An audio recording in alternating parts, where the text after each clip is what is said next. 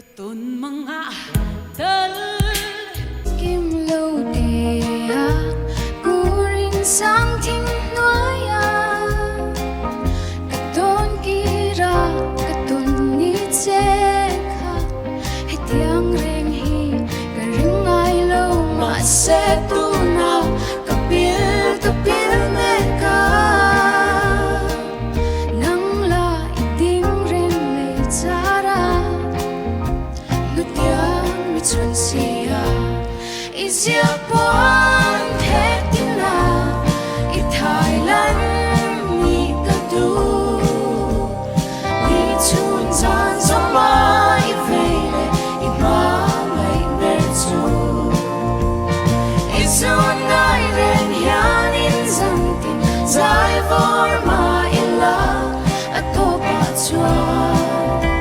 I chian di chian Mai kani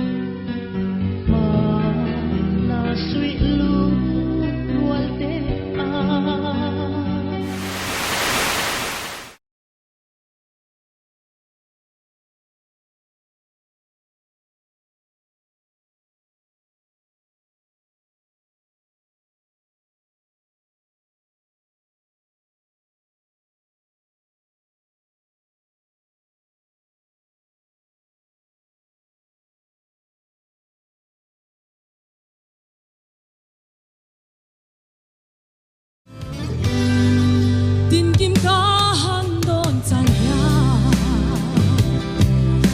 Ngam phat sana thang kor vai bel chang ni An vatam em la ne Mai ki bal tu ram me ma chin